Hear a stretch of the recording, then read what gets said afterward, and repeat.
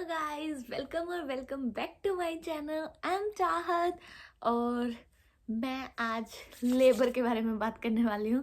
आपको वैसे तो मेरा थंबनेल देख के पता लग गया होगा, बट फिर भी मैं बता देती हूँ।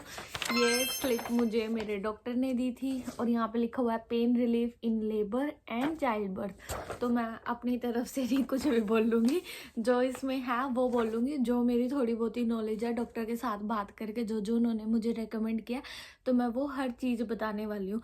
इस वीडियो में मैं बात करूँगी कि जो बिना मेडिकल वाले ट्रीटमेंट, बिना कोई इंजेक्शन या बिना एपिड्यूरल के जो भी चीज़ें होती हैं कि जिससे आपको थोड़ा लेबर में हेल्प मिल सके, कि दर्द कम होए, या आप क्या क्या कर सकते हो जिससे आपको बेबी जल्दी से बाहर आ जाए, आपको ज़्यादा परेशानी ना आए। और दूसरा मैं बताऊंगी मेडिकल मेथड्स जो डॉक्टर करते हैं पेन रिलीफ के लिए, ताकि आपको थोड़ी देर की शांति मिले, कि जिनके लंबे लंबे लेबर चलते हैं। अब लेबर और बच्चा दोनों हमारे हाथ की बात नहीं है, तो होपफुली इस वीडियो में आपके भी सारे कन्फ्यूजन भी दूर हो जाए और आपका थोड़ा लेबर का डर भी थोड़ा सा चला जाए और मेरा भी चला जाए, क्योंकि अभी तक तो मुझे भी लेबर का बहुत ज़्यादा डर है। तो चलो बिना किसी और बात के शुरू करते हैं।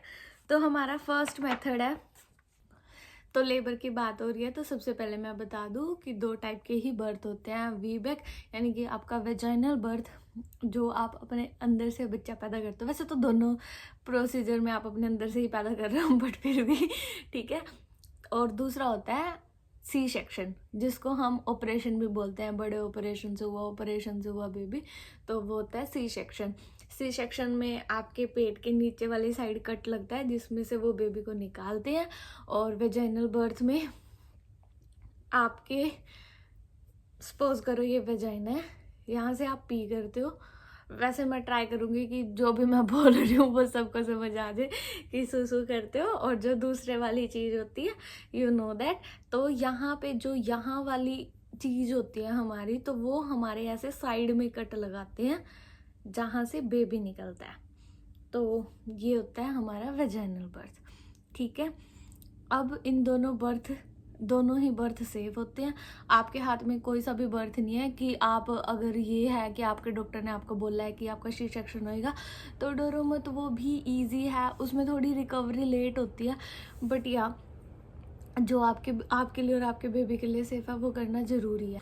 कुछ भी बोल रही हूँ मैं, चलो छोड़ो करे। मेथड आता है रिलैक्सेशन, कि आपको बर्थ के टाइम पे रिलैक्स रहना है बिल्कुल। जितना आप जब मतलब दर्द हो रहा है, हम चीखते हैं दर्द में, सब बोलते हैं कि भाई बहुत ज़्यादा दर्द होता है, चीख निकलती है। तो हमें ट्राई करना है कि जितना हो सके हमें रिलैक्स रहना है, हमें चीखना नहीं है। जितना हो सके लंबी लंबी सांसें छोड़नी है। मेन बात यह है, इसको हम हिप्नोबर्थिंग में भी ऐड करते हैं। और इससे होता क्या है, जब हम चीखते हैं तो एक तो हमारा बेबी को भी डर लगता है, हमारा बेबी भी डर जाता है और उनकी हार्ट बीट ड्रॉप होने का डर रहता है। अगर आपकी बेबी की हार्ट बीट बढ़ रही है या घट रही है तो आपका इमरजेंसी सी सेक्शन हो सकता है। इसलिए सबसे बड़ी बात तो यही है कि अपने आप को रिलैक्स रखना है। और दूसरी बात, जब हम चीखते हैं या ऐसे घबरा रहे होते हैं, डर रहे होते हैं, तो हमारी जो नसें हैं वो और ज़्यादा सिकुड़ जाती है, जिसकी वजह से बेबी आगे पुश ही नहीं हो पाता। जो हमारी ओपनिंग है वो और ज़्यादा बंद हो जाती है। तो ट्राई करना है कि जितना हो सके रिलैक्स रहना है। लंबी लंबी जितनी हो सके ना उतनी लंबी लंबी सांसें लोगे। जितनी लंबी सांस लोगे आप, उतने जल्दी आपके बेबी को निकलने में हेल्प होगी। एक्टिव बर्थ, सेकेंड ऑप्शन है एक्टिव बर्थ। तो आपको अपने लेबर के टाइम पे फुली एक्टिव रहना है। जैसे मूवीज में शो होता है कि लेडी पड़ी है, टांगे उसकी ऐसी है और डॉक्टर खड़े हैं, तो ऐसा नहीं होता। मतलब ऐसा हो सकता है कि आपको डॉक्टर ने लिटा के ही रखा, बट आपको ऐसा नहीं करना चाहिए। हो सके तो अपने लेबर के टाइम पे जितना हो सके उतना ज़्यादा मूव करो। जितना आप मूव करोगे उतना आपको पेन में भी हेल्प मिलेगा और आपके बेबी को भी निकलने में हेल्प मिलेगी।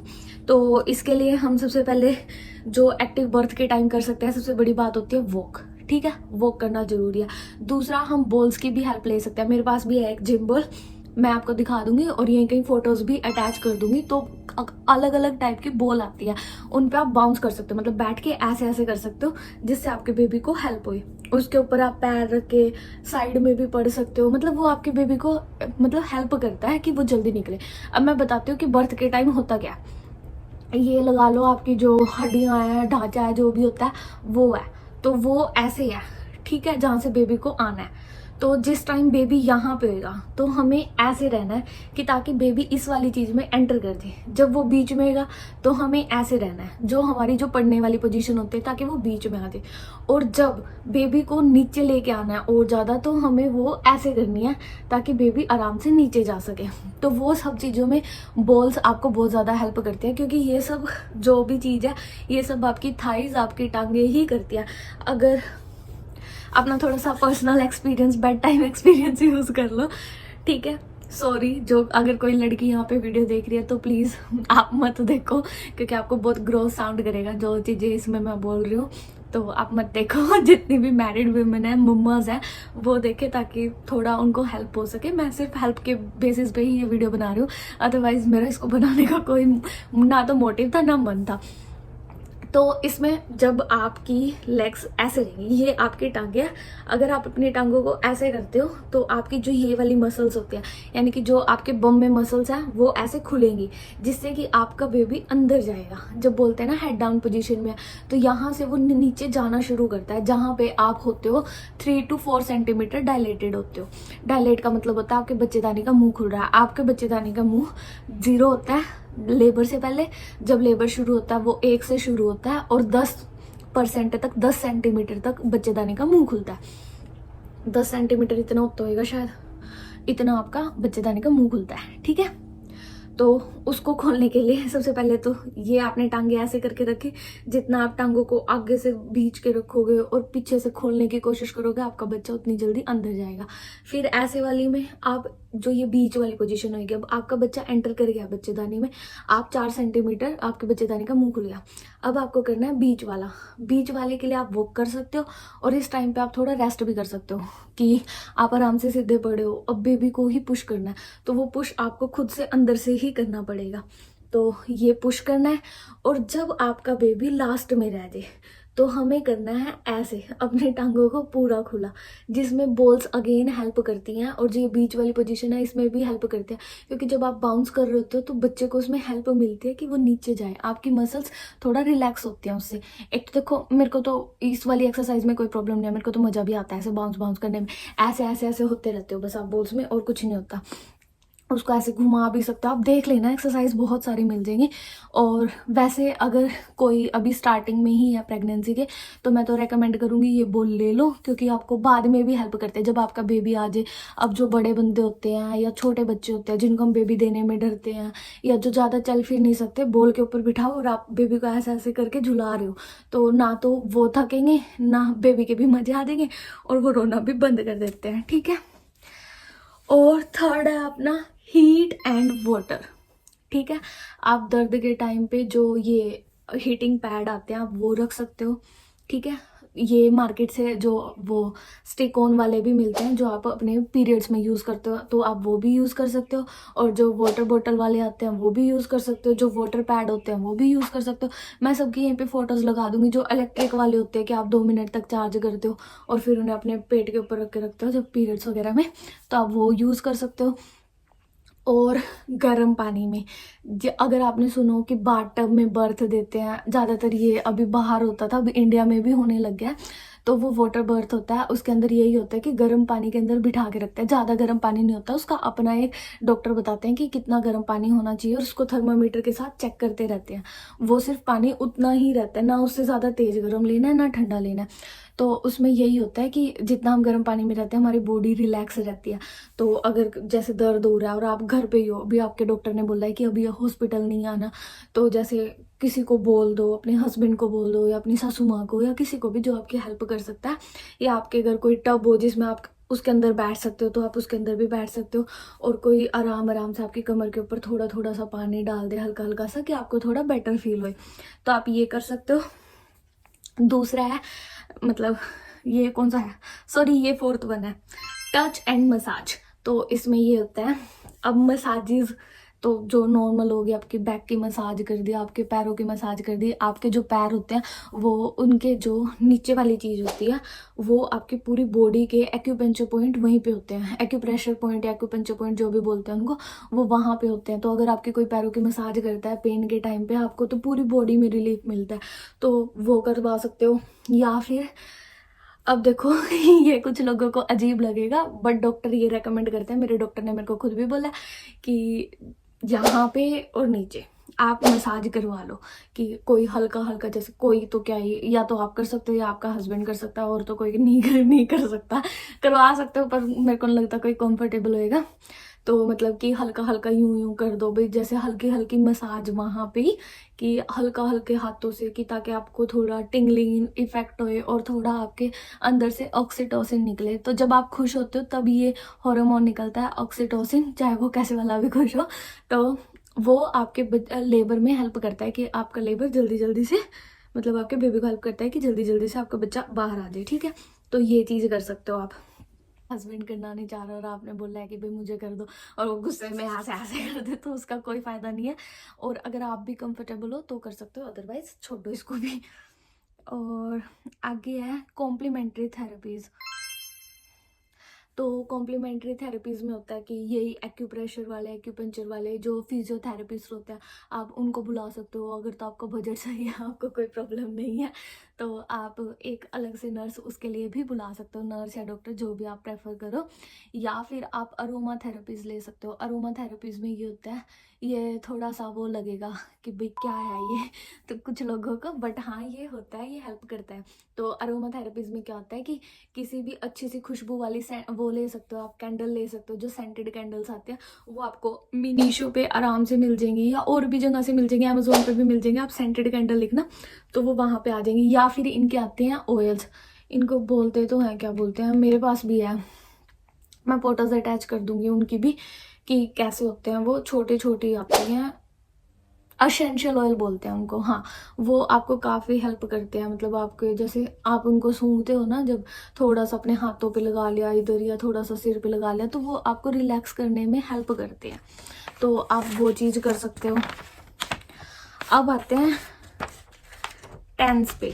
होती है एक टेंस मशीन। तो टेंस मशीन मेरे को पता नहीं वैसे पक्का इंडिया में मिलती है कि नहीं मिलती है, बट आप चेक करना, क्योंकि इंडिया में हर चीज़ ही मिलती है। मुझे भी अभी पता लग रहा है कि ऐसी कोई चीज़ नहीं है जो यहाँ पे मिलती हो और इंडिया में ना मिलती हो।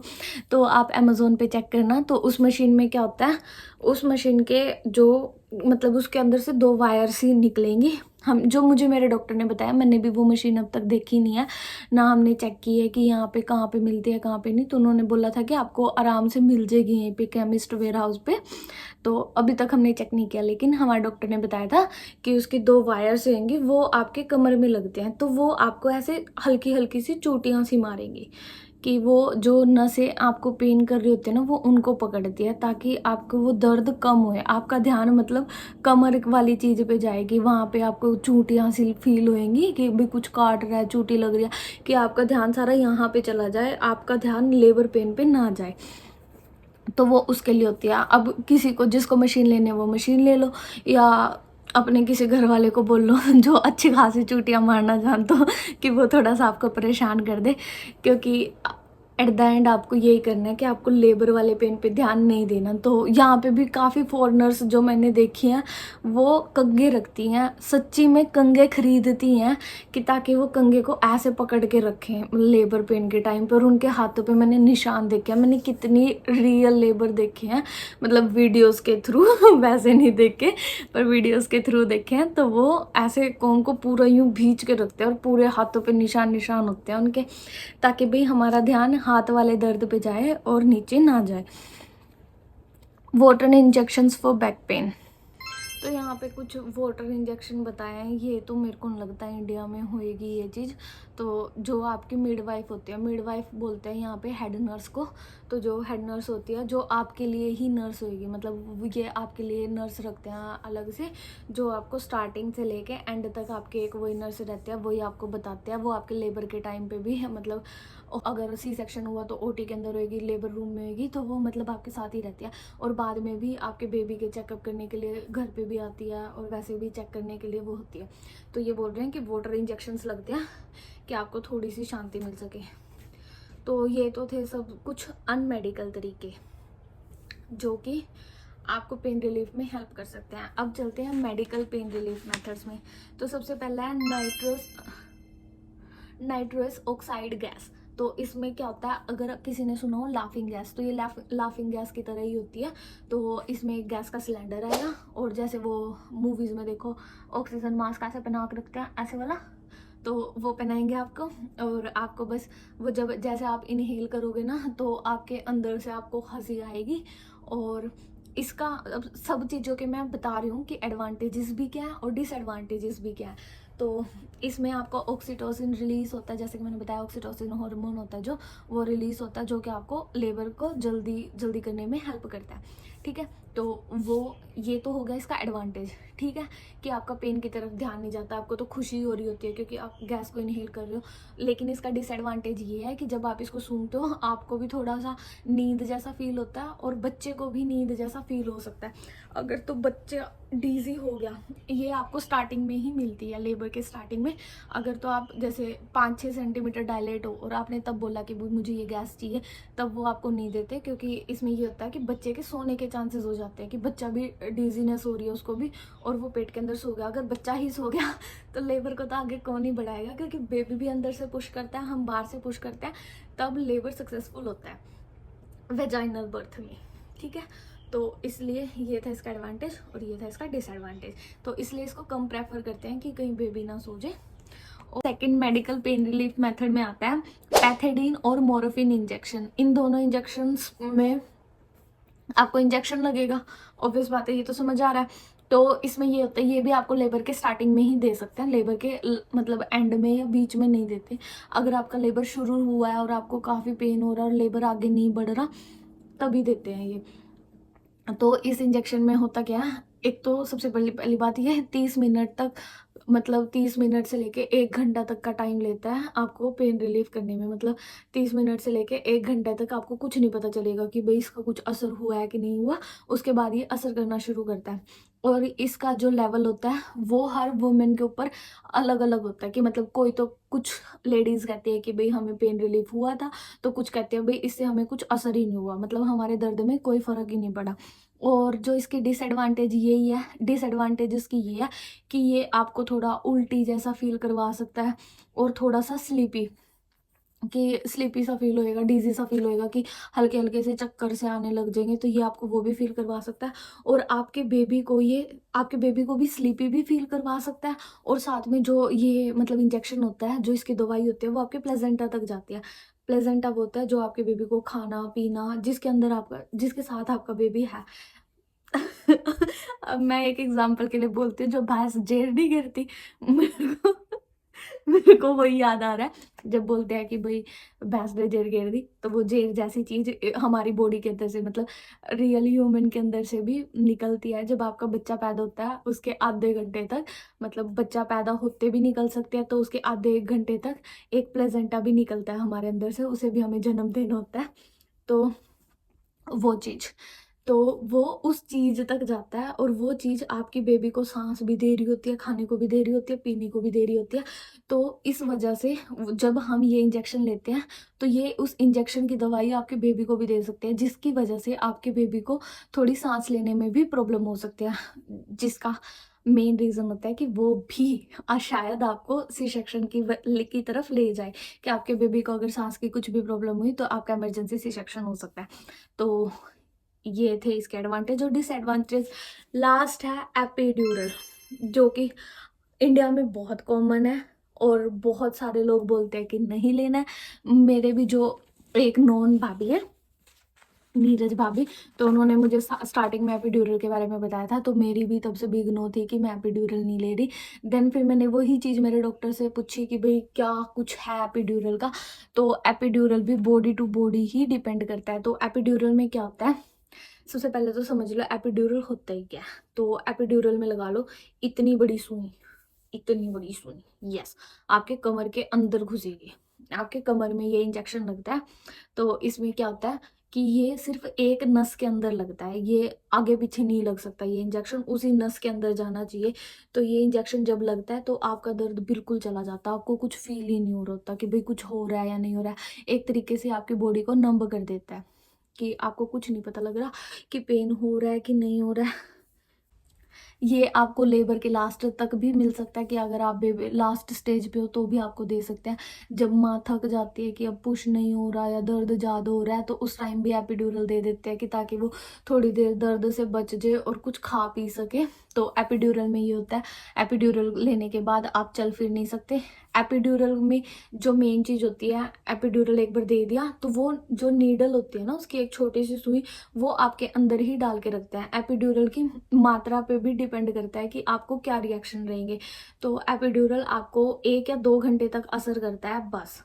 तो उसके बाद अगर फिर से आपको एपिड्यूरल की ज़रूरत है कि अब तक आपका बेबी नहीं हुआ, 1-2 घंटा और हो गया और अभी भी आपको काफ़ी टाइम लगेगा, तो डॉक्टर फिर से आता है, फिर से उसके अंदर इंजेक्शन लगता है, फिर से मतलब आपके अंदर वो दवाई डलेगी और वो दोबारा 1-2 घंटे तक असर करेगा। तो ऐसा डॉक्टर ज़्यादातर 3 बार ही करते हैं, 3 बार से ज़्यादा नहीं करते। और जो एपिड्यूरल लगाने वाले डॉक्टर होते हैं तो उनकी एक अलग टीम आती है। आपको जो आपके नॉर्मल डॉक्टर हैं जो आपकी डिलीवरी करेंगे वो आपको एपिड्यूरल नहीं दे सकते, और अगर कहीं पे दे रहे हैं तो प्लीज़ मत लेना, क्योंकि ये स्पेशलिस्ट का काम होता है, आपको कोई भी एपिड्यूरल नहीं दे सकता। तो एपिड्यूरल का ये सीन होता है। अब इसके डिसएडवांटेजेस जो कि ज़्यादातर बोलते हैं कि भाई पूरी लाइफ टाइम के लिए कमर में दर्द रहता है। तो कमर की दर्द का सबसे बड़ा रीज़न होता है कि जब लेबर के बाद अब आपका बेबी आ गया और उसके बाद या तो आपका बॉडी अच्छे से प्योरीफाई नहीं हुई कि मतलब आपका जितना भी ब्लड था वो नहीं निकला, जो गंदे वाला था वो नहीं निकला, या आपकी बॉडी में मतलब आपने कुछ हेल्दी नहीं खाया जो कि आपकी मसल्स को या आपकी हड्डियों को स्ट्रॉन्ग करता है, क्योंकि आपकी हड्डियाँ काफ़ी कमज़ोर हो जाती हैं बेबी होने के बाद, क्योंकि आपका बेबी बहुत ज़्यादा कैल्शियम लेता है आपसे। अगर एक माँ कैल्शियम नहीं खा रही तो इसमें सिर्फ माँ का घाटा है, क्योंकि बेबी को जितना कैल्शियम चाहिए वो लेगा, चाहे वो आपकी हड्डियों से ले रहा हो, आपके दांतों से ले रहा हो, आपके मसूड़ों से ले रहा हो, वो हर जगह से आपका कैल्शियम ले लेगा। तो इसलिए ही बोलते हैं डॉक्टर कि अपनी कैल्शियम वाली दवाइयाँ खानी चाहिए, और बाद में भी मखाने या कैल्शियम के जितने भी रिच फूड होते हैं वो खाने चाहिए, ताकि आपको बाद में कहीं पे पेन ना हो। और वो पेन मतलब 100 में से 90% वुमेंस को नहीं होता, कोई 10% ही होते हैं जिनको कि भाई हाँ कुछ ऐसा साइड इफ़ेक्ट होता है। और हाँ हो सकता है साइड इफ़ेक्ट, और लॉन्ग टर्म के लिए हो सकता है, लेकिन इसके अलावा कोई ऑप्शन नहीं होता।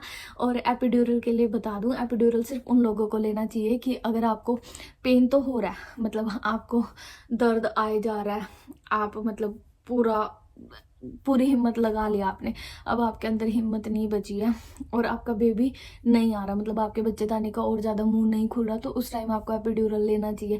लेकिन अगर आपको दर्द हो रहा है और आपके बच्चेदानी का मुंह खुल रहा है तो आपको एपिड्यूरल नहीं लेना चाहिए, क्योंकि एपिड्यूरल लेने के बाद आपको शांति मिलती है तो हम पुश करना भूल जाते हैं, मतलब पुश नहीं करते, जबकि हमें पुश करना चाहिए। और एपिड्यूरल लेने के बाद बेबी भी शांत हो जाता है, जिसकी वजह से लेबर और ज़्यादा टाइम के लिए बढ़ जाता है। लेकिन अगर आप कंटिन्यूस, अगर आपके बच्चेदानी का मुंह खुलने लग रहा है और आपने एपिड्यूरल नहीं लिया तो आप और ज़्यादा कोशिश करोगे कि और ज़्यादा पुश करने की कोशिश करोगे, आपका बेबी भी और ज़्यादा पुश करने की कोशिश करेगा, जिसकी वजह से बेबी जल्दी जल्दी बाहर आ जाएगा।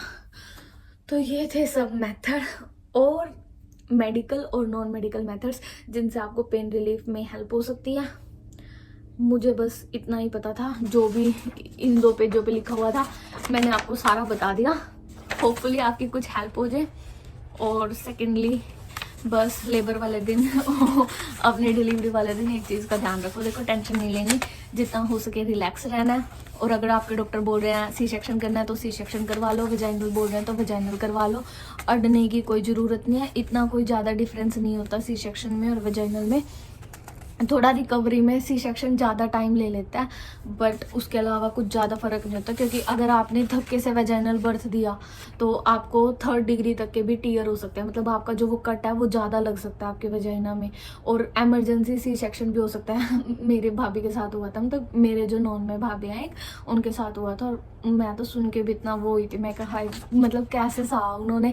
तो उनको जैसे वेजाइनल बर्थ के लिए वेजाइना में कट दे दिया, और लास्ट टाइम पे बेबी का पता नहीं, बेबी ने पोटी कर दी या बेबी का कुछ इशू हो गया और उनका इमरजेंसी सी सेक्शन करना पड़ा, तो उनको वेजाइना में भी कट हुआ और सी सेक्शन भी हुआ। तो ऐसी चीज़ों से बचने के लिए सबसे बेस्ट यही है कि अगर आपके डॉक्टर आपको सी सेक्शन रेकमेंड कर रहे हैं तो वो करवा लो। और अगर आपसे दर्द नहीं सहन हो सकता ज़्यादा तो भी सी सेक्शन की तरफ चले जाओ, कुछ नहीं है। मैं और मेरे हस्बैंड दोनों ही इस मामले में बहुत ज़्यादा चिल हैं कि अगर ऐसा हुआ कि मतलब बच्चेदानी का मुंह बहुत देर देर तक नहीं खुल रहा और कुछ प्रोग्रेस नहीं हो रही और दर्द में बेहाल है। जितना हो सके ट्राई करेंगे कि वेजाइनल बर्थ ही होए, लेकिन अगर कुछ ज़्यादा प्रोग्रेस नहीं हुई और ऐसा हुआ कि भाई दर्द में पागल हो रहे हैं या बिल्कुल ही नहीं शांति मिल रही, तो हम सी सेक्शन की तरफ चले जाएंगे। तो ये हमारा सो फार प्लान है। और बर्थ प्लान के बारे में भी बता देती हूँ। बर्थ प्लान में भी मतलब आपके डॉक्टर कितने बार पूछते हैं, मुझे इंडिया का पक्का नहीं पता कि भाई कितना पूछते हैं कितना नहीं, पर यहाँ पे पूछते हैं कि आपका बर्थ प्लान क्या है। तो बर्थ प्लान में मतलब आप अपनी तरफ से बता सकते हो कि आप कैसा बर्थ देने की सोच रहे हो। मतलब कुछ माएँ होती हैं जो कहते हैं कि हमें तो सिर्फ वजाइना से ही बर्थ देना है, कि लास्ट मोमेंट तक, जब तक हमारे बेबी के कुछ मतलब ज़्यादा इमरजेंसी ना आ जाए, जब तक हम वजाइना बर्थ ही देंगे। कुछ कहते हैं कि भाई हमें नहीं दर्द दूर सहना, हमारा तो सीधा आते ही सी सेक्शन कर देना। कुछ कहते हैं हमें वाटर बर्थ करना है, यानी कि हमें उस पानी वाले टब के अंदर ही बच्चा पैदा करना है, तो वो भी होता है। और कुछ कहते हैं हमें हिप्नो बर्थिंग करनी है। तो हिप्नो बर्थिंग में आपके पास कोई आपका जो भी, उसके लिए आप पहले से ही थेरेपी ले रहे होते हो, तो जो आपके थेरेपिस्ट होते हैं वो आते हैं, आपके एक्यूपंक्चर पॉइंट दबाते हैं, आपके लिए पूरा रूम का माहौल चेंज करके रखते हैं। आपकी लाइट उस रूम की डिम होएंगी, मतलब ज़्यादा तेज़ लाइटें नहीं जल रही होंगी, ज़्यादा बंदे नहीं होंगे रूम में। जो आपको चाहिए सिर्फ वो होंगे। आपके घर वाले भी सिर्फ वो ही आ सकते हैं जो आपको चाहिए हो, कि भाई आप जिसके साथ आप कंफर्टेबल हो। और क्या बोलते हैं, सेंटेड कैंडल्स होंगी, जो भी चीज़ आपको पसंद है। अगर आपको फूल पसंद है तो आपके उसमें लेबर रूम में वो फूल होंगे। तो ऐसे ऐसे करके वो सब चीज़ जो होंगी जो आपको पसंद है, जो आपको शांत रख सकती हैं, जो आपको खुशी देती हैं, ताकि आपका थोड़ा लेबर ईजी रहे। तो उसमें आप उस टब के अंदर ही बर्थ देते हो। तो ये थे अपने बर्थ मेथड्स। होपफुली मेरी वीडियो से कुछ को कुछ हेल्प मिली हो। और बाय, मिलती हूँ किसी और वीडियो में। और अगर आपको ब्रेस्ट फीडिंग के बारे में भी कुछ पूछना हो, कुछ सोचना हो, जानना हो कि ब्रेस्ट फीडिंग में क्या होता है क्या नहीं होता है, बस मैं ब्रेस्ट फीडिंग के लिए ना इसी वीडियो में सिर्फ एक बात कहना चाहूँगी, न्यू मॉम्स के लिए। क्योंकि ये चीज़ मतलब जब मेरी भाभी और भी मतलब थी उस टाइम पे, तो उनको भी बोला गया था, जो कि हमें भी अच्छा नहीं लगा था, बट उस टाइम पे पता नहीं था। तो देखो, दूध आना ना आना आपके हाथ में नहीं है। दूध कितना आ रहा है, कम आ रहा है, ज़्यादा आ रहा है, ये भी आपके हाथ में नहीं है। और एक और बात, आपका बेबी 3 दिन के लिए जो जितना उसको दूध चाहिए होता है ना, वो उसके अंदर ऑलरेडी होता है। तो 3 दिन का खाना वो अपने साथ लेके ही आता है। तो आपको इतनी ज़्यादा टेंशन लेने की ज़रूरत नहीं है। आपके बच्चे का पेट इतना होएगा पहले 3 दिन, अंगूर जितना, तो उसको सिर्फ दूध उतना ही चाहिए, उसको ज़्यादा दूध चाहिए भी नहीं है। तो उसको 2-3 घूंट ही चाहिए। और जब आपका बेबी लैच करने लग जाएगा, अपने आप से दूध पीने लग जाएगा, तो आपका दूध धीरे धीरे बढ़ने लग जाता है। तो टेंशन नहीं लेनी। और जिनको ये सुनने को मिलेगा हमारा तो इतना आता था, कोई बोल ही देता है घर में कि भाई हमारे टाइम में हमारा तो इतना आता था, भाई इसके नहीं आ रहा, तो उनको भी फर्स्ट डे नहीं आया था। उनको याद नहीं है कि उनके साथ पहले 2-3 दिन क्या बनी थी। उनको सिर्फ ये याद था कि हाँ बाद में हमारे साथ क्या हुआ था। तो उस बात पे मत जाना, टेंशन बिल्कुल नहीं लेनी। जितने आप टेंशन लोगे ना, उतना दूध आपका और भी घट जाता है, ये मुझे डॉक्टर ने बोला है। तो अपना भी ध्यान रखना कि टेंशन बिल्कुल नहीं लेनी। जितना शांत रहोगे, जितना खुश रहोगे ना, उतना ज़्यादा ही आपका दूध बढ़ेगा। और स्टार्टिंग में किसी का भी पूरी दूध की फैक्ट्रियाँ नहीं चलती हैं, आराम से जितना आपके लिए बेबी के लिए ज़रूरी होता है ना, उतना ही दूध आता है। और सेकंड बात, जो फार्मूला मिल्क के ऊपर करते हैं कि भाई फार्मूला मिल्क नहीं देना चाहिए और इससे तो अच्छा है गाय का दूध दे लो, तो गाय का दूध अच्छा नहीं होता। पहले मुझे भी यही लगता था कि हाँ भाई फार्मूला मिल्क से तो अच्छा है, भाई वो भी तो माँ है, गाय भी तो माँ है, भाई उसके बच्चे को वो दूध दे रही है, तो भाई वो हेल्प करेगा। बट ऐसा नहीं होता है। हमें किसी का भी दूध नहीं देना चाहिए। या तो माँ का दूध देना चाहिए पहले 6 महीने के लिए, या फिर फार्मूला मिल्क देना चाहिए। बस ये 2 चीज़ें ही यूज़ करनी चाहिए। उसके अलावा ना भैंस का, गाय का, किसी भी चीज़ का दूध नहीं देना चाहिए। और ना कुछ और भी, भाई पानी बोल देते, थोड़ा सा पानी पिला दो, थोड़ी सी चाय पिला दो, वो सब भी नहीं करना चाहिए। और अगर आपको डिटेल वीडियो चाहिए कि कैसे मतलब अपना दूध कैसे बढ़ा सकते हैं और बेबी को कैसे पकड़ना चाहिए, मतलब हर चीज़ जो भी मुझे डॉक्टर ने बताई है, तो वो मैं सारी कुछ शेयर कर दूंगी। अगर कोई मुझे बोलेगा कि हाँ भाई आपको जानना है तो बताऊंगी, अदरवाइज नहीं वीडियो बना रही, क्योंकि उसमें भी सब कुछ डिटेल में बताना पड़ता है, जो कि मुझे भी थोड़ी शर्म आती है बोलते हुए। तो हाँ, यही था बस। होपफुली आपकी हेल्प हुई। Bye, meet you next one.